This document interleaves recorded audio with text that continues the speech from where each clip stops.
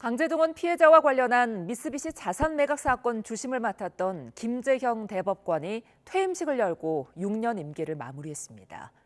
임기 내 사건을 마무리 지을 거란 전망과 달리 판단은 후임 재판부의 몫으로 넘어가게 됐는데요.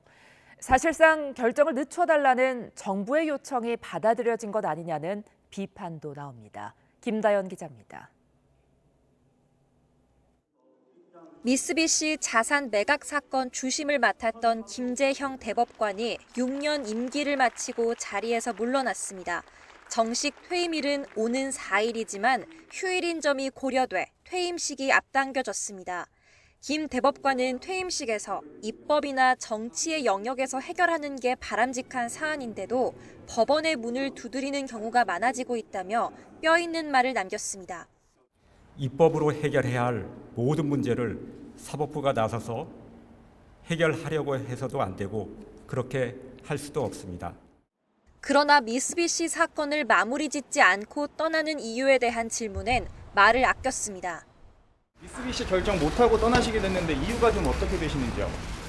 김 대법관은 지난 4월부터 일본 강제 동원 피해자가 배상금을 받기 위해 미쓰비시의 특허권을 강제로 팔지를 심리해 왔습니다. 심리가 상당히 진전된 거로 알려져 퇴임 전에 결론을 내릴 거란 전망이 나왔지만 이제 판단은 새 재판부의 몫이 됐습니다. 새 대법관이 확정되면 대법원장이 사무분담을 다시 짜게 되는데 후임으로 지명된 오석준 대법관 후보자가 사건을 이어받을 가능성이 큽니다. 이젠 오 후보자에 대한 국회 임명 동의 여부가 변수입니다. 대통령과의 친분과 과거 판결이 논란이 되면서 국회 인사청문 보고서 채택부터 지연되고 있기 때문입니다. 우여곡절 끝에 오 후보자가 사건을 인계받게 되더라도 기록 검토와 판단, 재판부 합의 등을 새로 해야 하고 비슷한 사건을 심리하고 있는 다른 부와 의견 교환까지 하려면 갈 길이 멉니다. 피해자 측은 이미 지난해 미쓰비시 재산에 대한 압류가 정당하다는 대법원의 선행 판단이 있었다는 점에서 신속한 결정이 이뤄졌어야 한다고 말합니다. 그러면서 지난 7월 외교부가 한일 민간협의회와 같은 외교적 노력을 강조하며 사실상 판단을 유보해달란 취지로 제출한 의견서가 영향을 준 게 아니냐며 목소리를 높였습니다.